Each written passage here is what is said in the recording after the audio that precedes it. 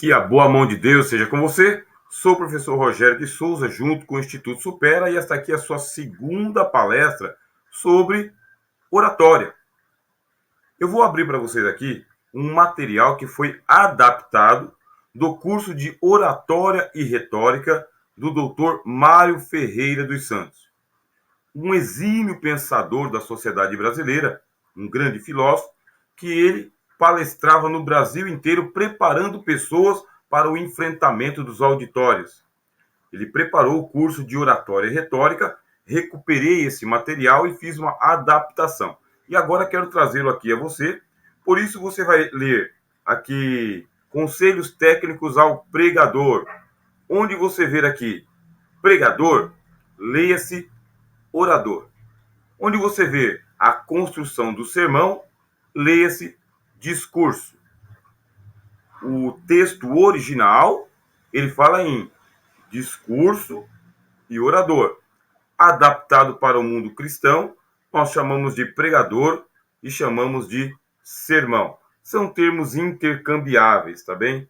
Então nós vamos agora aqui para a apreciação desse material. Quero inclusive aqui pegar uma caneta amarela para poder ir realçando o texto juntamente com você.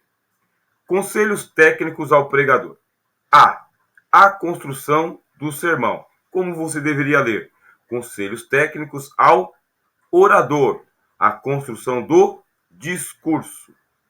O ponto primacial é o aspecto construtivo de um discurso.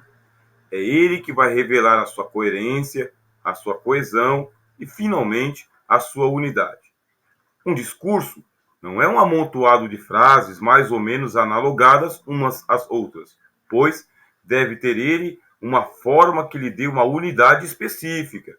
Essa forma se revela pela perfeita proporcionalidade intrínseca de suas partes. Constitui ele, assim, uma unidade. Via de regra, todo discurso ele tem a primeira parte, que é a sua introdução. A segunda parte, que é chamada de corpo do discurso, onde estão os argumentos.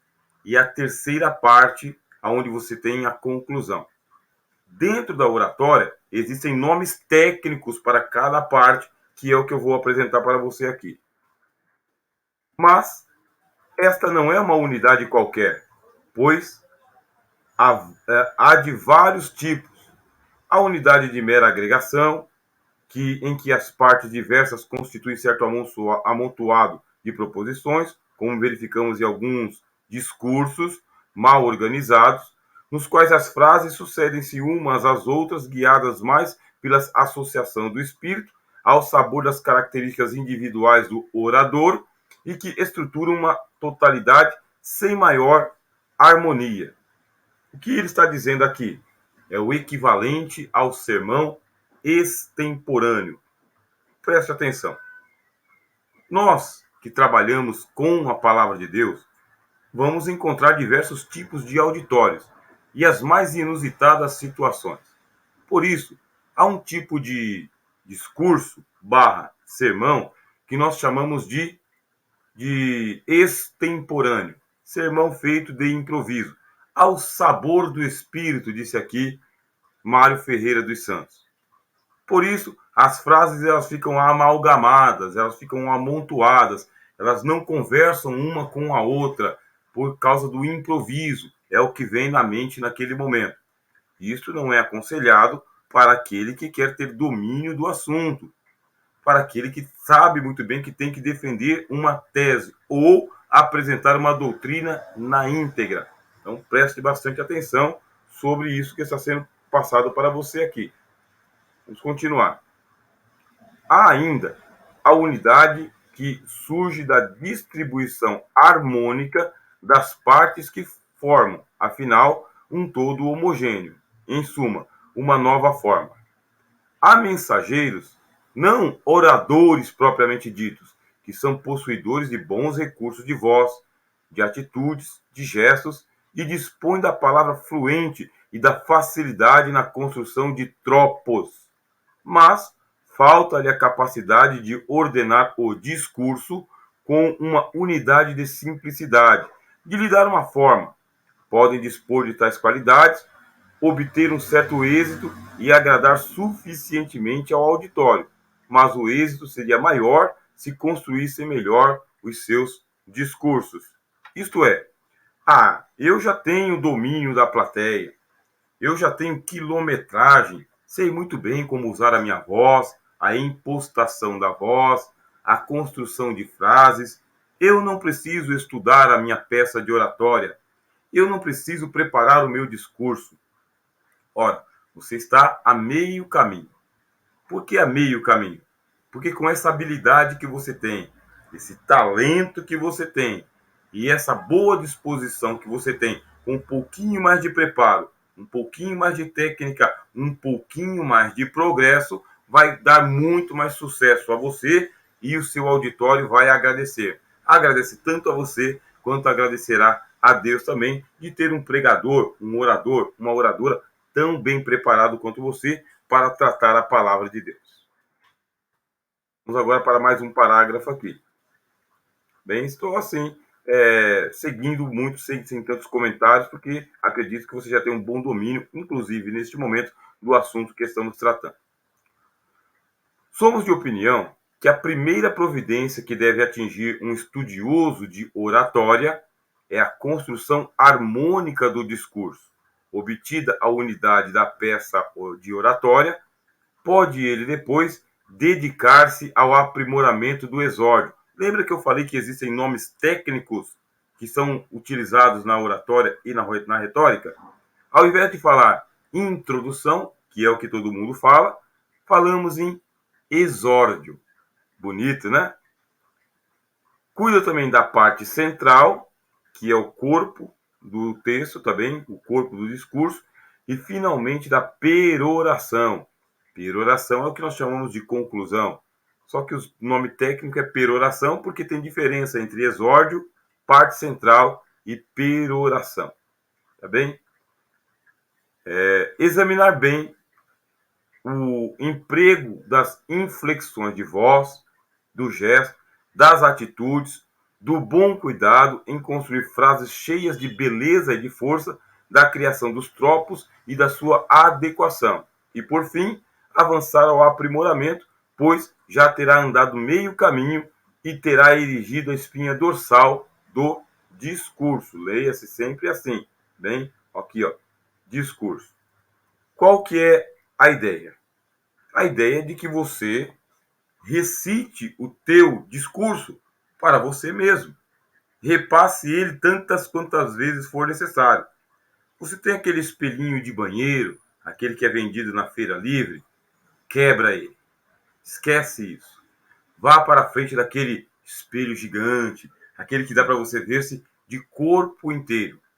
Bom, você pode fazer isso também diante das câmeras, tá bem? Montar aí um equipamento de gravação e fazer isso diante das câmeras. Mas é bom o espelho.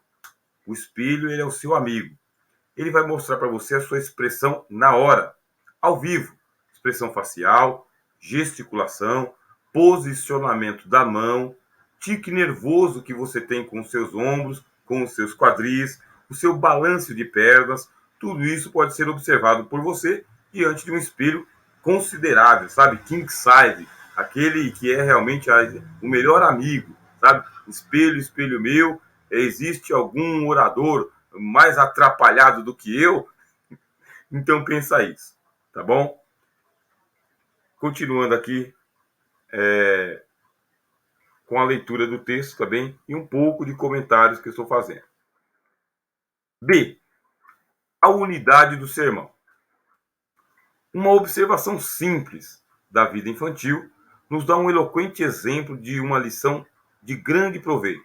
Um menino que desejava obter do pai um favor, a ele se dirigiu da seguinte forma: Papaizinho, o senhor hoje está tão bonitinho, o senhor é tão bonzinho, o senhor me deixa, não é, ir ao cinema hoje? Tenho o direito de ir, sim, senhor. Já fiz todas as minhas lições e depois é domingo. Não quer que o seu filho se divirta? Papaizinho, o senhor é tão bonzinho. Não vê que seu filho estuda toda semana, cumpre os deveres? Não tenho feito tudo o que me tem mandado? O Senhor não gosta do seu filho? Que pai que é o Senhor? Não me quer bem? Não quer? Fiz aqui uma breve interpretação desta leitura, mas é um exercício.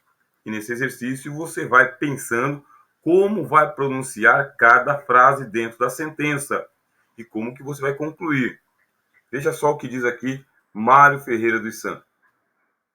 As palavras da criança nos dão a perceber que houve uma certa relutância por parte do pai. Mas este, afinal, abraçou o filho e deu-lhe o que pedia. Estava vivamente comovido. Ora, esse discurso que a criança pronunciara foi uma peça de plena unidade e obedecia à mais perfeita técnica. Era uma lição infantil a nós, adultos.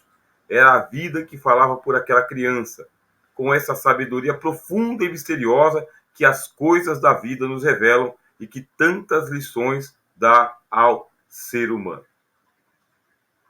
Se você observar perfeitamente o discurso da criança, tem o exórdio, tem a peça central e tem a peroração. Percebeu isso na minha entonação de voz? Aquela criança organizara o discurso perfeito, dividiram em três partes, nas partes fundamentais. Na primeira, que corresponde ao exórdio, procura agradar o pai. Na segunda, expuseram o que pretendia e empregou três argumentos, e numa ordem espontânea, mas que corresponde à melhor distribuição dialética dos argumentos. E, finalmente, na peroração, tocou na afetividade, aproveitando-se dos argumentos do exórdio para impressionar profundamente o pai, obtendo o que desejava. Você vai construir uma peça de oratória em que o ponto final coincida com aquilo que estava no ponto inicial. No ponto inicial, há uma tese. No ponto central, um argumento. No ponto final, a conquista do auditório pela defesa da tese através dos argumentos. Você precisa abrir os corações que estavam fechados, que estavam contrários, que não queriam ouvir aquilo que você tinha a dizer. Lembra lá da palestra primeira que nós assistimos? Aquele exemplo com o Al Pacino? É disso que eu estou falando para você agora. Vamos falar sobre o exórdio, tá bem? Pois, aproveitemos essa grande lição que a sabedoria da vida expressou através daquela criança. O exórdio é o nome que se dá à abertura do discurso. É a parte que coloca o pregador, orador, imediatamente em contato com o auditório.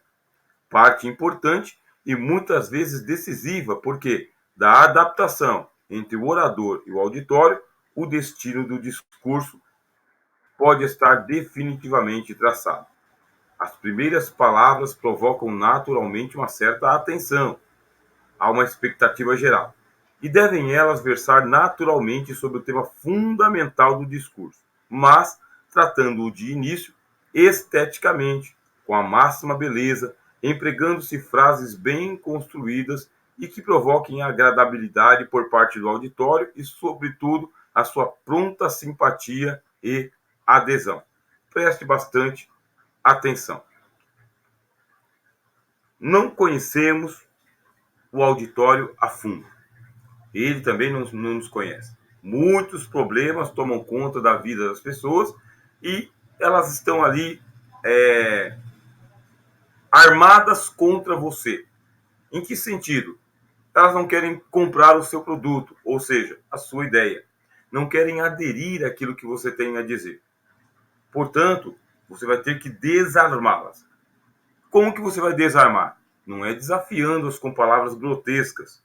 Seja amável, seja simpático, seja elegante e demonstre inteligência através de frases muito bem construídas. O domínio do português. Para o domínio do português, leitura, tá bem? Muita leitura e leitura em voz alta. Chegou a hora de eu dizer isso para você. É nesse ponto do curso que eu tenho que dizer isso para você. Você é um leitor, uma leitora? Você é um bom leitor, uma boa leitora? Lê em voz alta?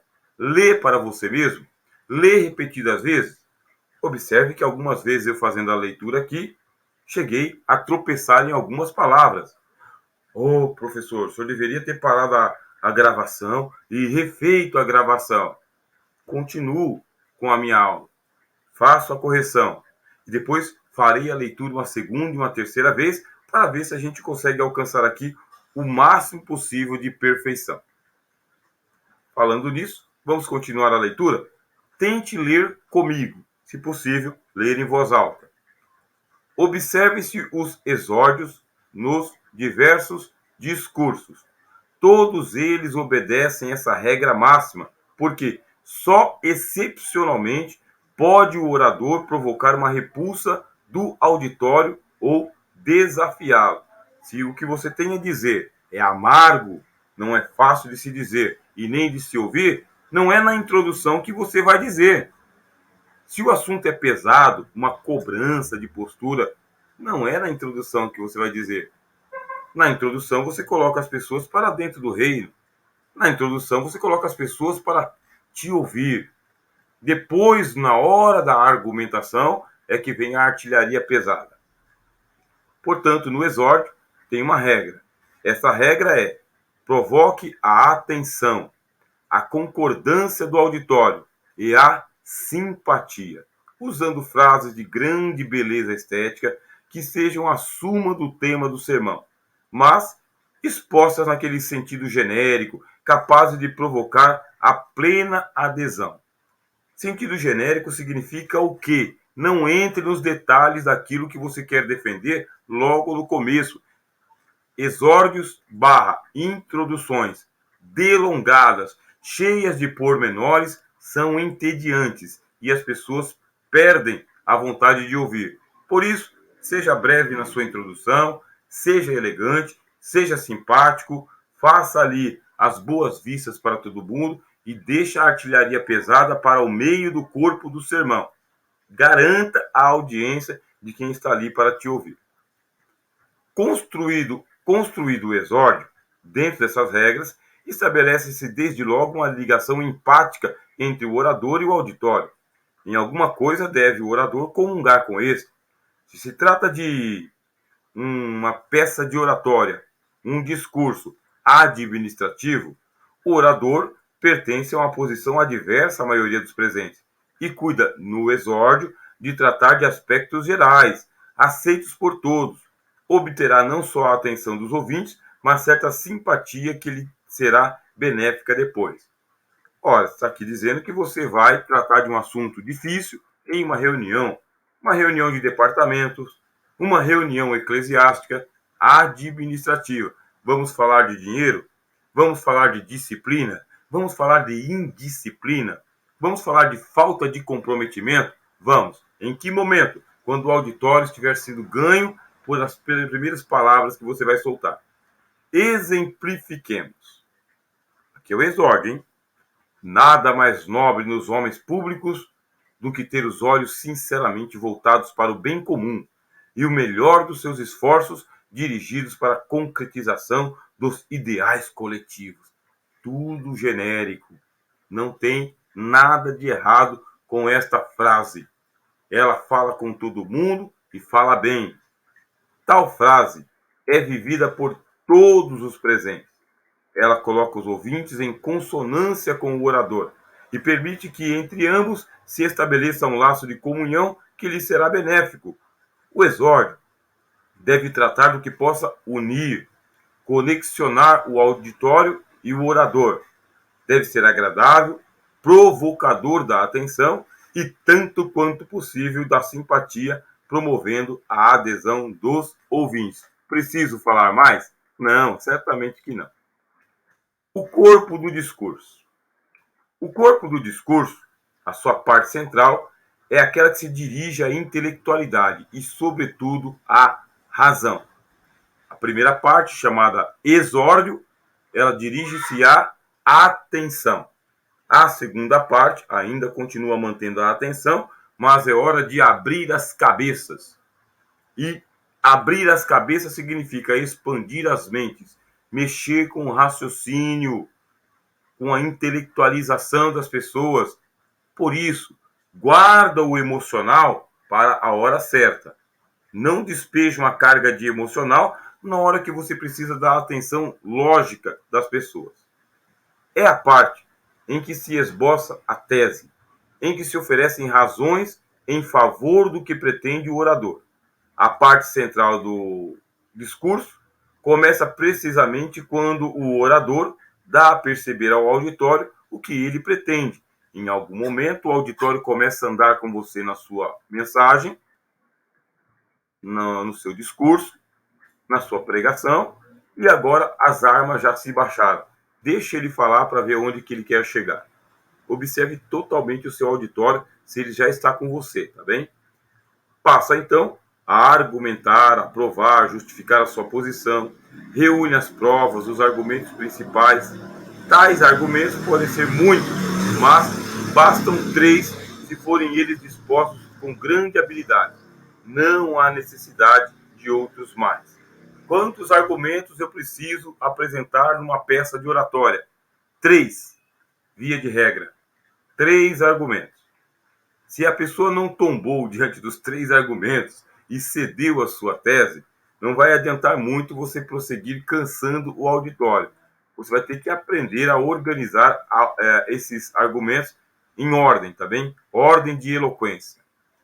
A regra da persuasão reduz-se à colocação dos argumentos. O argumento medianamente persuasivo deve vir em primeiro lugar. O menos persuasivo em segundo e o mais poderoso por último. Se vamos falar em público e temos uma doutrina a defender, vejamos mentalmente quais os melhores argumentos que dispomos para persuadir os ouvintes. Imediatamente os comparamos e distribuímos na ordem acima citada. O argumento médio coloca já o auditório numa posição simpática a aceitar a opinião do orador. O mais fraco, vindo em segundo lugar, dá mais força ao primeiro argumento e com o poder deste não perde a sua força, tá bem? O mais forte, que é decisivo, termina por levar o auditório a tomar a atitude desejada pelo pregador. Nós vamos estudar mais um discurso, tá bem? Até o final dessa disciplina, e nós vamos ver a aplicação destas regras no próximo discurso. Qual é a ordem do argumento? O argumento mediano é o primeiro, o argumento fraco é o segundo, e o argumento poderoso é o último. Isto é, guarde o melhor vinho para o final. Por que você guardando o melhor vinho para o final, se alguém ainda estiver resistindo, quando ela tomar o gole de vinho, vai dizer: todos colocam diante de nós primeiro o vinho bom. Quando todos estão cansados e bêbados, vem o vinho inferior.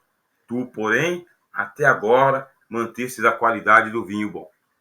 Se você aprender a argumentar assim, vai ter que descobrir qual argumento é mediano, qual é fraco comparado com o mediano e qual que é forte comparado com o mediano. Você precisa de um referencial. Você pega lá a parábola do filho pródigo. Qual é o argumento mais forte que existe? O que o pai usa. No final, o que o pai disse? Filho, todas as coisas minhas são tuas. Mas é justo alegrarmos, porque este teu irmão tinha se perdido e achou-se, tinha morrido e agora está vivo. Argumento poderosíssimo. Qual que era o argumento fraco? Um argumento fraco, você vai encontrar comparado com o mediano, é justamente aquele em que é dada a festa para o filho pródigo. Qual que é o argumento mediano? É o pai beijando o filho e mandando colocar-lhe o anel no dedo. Então, o mais forte fica no fim, o mais fraco você vê que fica no meio, e o mediano é o que abre a cena. Agora eu vou usar a palavra pregador, tá bem? Se o pregador dispuser de maior número de argumentos, pode reuni-los num só. Aprenda a unir os vários argumentos em um só, para fortalecermos mais. Não convém dispensar o argumento que tenha certa força. Se não pode ser exposto isoladamente, reúna-o a outro para corroborá-lo. A preocupação maior do orador nesse ponto é ter uma noção da psicologia do auditório, pois há argumentos que são decisivos em certos ambientes e podem ser levemente convincentes em outros. Eu já passei por isso. Já utilizei peças de oratória, quer dizer, sermões, que num ambiente foi eficiente, cumpriu a função dele, ensinou a doutrina. O mesmo texto, o mesmo sermão, em outro lugar, já não teve mais a mesma eficiência, enquanto que, se a palavra de Deus é a mesma e o pregador é o mesmo, por que, que não foi tão eficiente da segunda ou terceira vez? É porque os auditórios eles não são homogêneos, eles são diferentes. Por isso, você tem aquela sensibilidade de saber, esse argumento é bom aqui ou não? No exemplo da criança que oferecemos, esta argumentou reunido um conjunto de argumentos racionais numa ordem inteligente e bem persuasiva. Havia já cumprido todos os seus deveres, argumento forte. Depois era domingo, argumento médio, mas ótimo. E, finalmente, a necessidade do divertimento, que é saudável e justo, argumento decisivo. Passamos agora à última parte de uma peça de oratória, a peroração. Aqui, a criança reuniu os argumentos e habilmente tocou no aspecto afetivo, no coração do ouvinte, obtendo a plena adesão, persuadindo-o a fazer o que desejava. Pois esta é a grande regra da peroração. Aqui reúnem-se as mais belas frases, as mais afetivamente construídas, aquelas que melhor tocam o coração. Depois de havermos sensibilizado pela beleza no exórdio, de termos convencido racionalmente no corpo do nosso discurso, persuadimos afinal tocando na afetividade, na peroração. O público brasileiro, ele está torcendo para se emocionar. Estou passando um pouquinho de psicologia para você. O nosso auditório é composto por pessoas que têm as emoções à flor da pele. Elas querem rir, elas querem chorar, elas querem acreditar na verdade que você está transmitindo e elas estão dispostas a abrir o coração e acompanhar você até o altar com o noivo, o altar para o noivo. Figura de retórica. Mas você precisa conquistar o coração. Não adianta apenas ficar apresentando dados, estatísticas, números, datas, localização geográfica. As pessoas vão absorver essa informação e vão esquecer logo. Na parte final, na peroração, seja todo o coração. Fale do amor, fale da paixão, fale da tristeza, fale da alegria. Lembre-se das frustrações. Abra a porta da esperança para as pessoas. Aponte o caminho certo. Mostre a luz do sol. Deixe as pessoas à vontade para tomar uma decisão importante, que é seguir a orientação que você está passando no seu discurso, no seu sermão. É muito comum nós vemos as pessoas abaixarem um pouco a claridade do ambiente.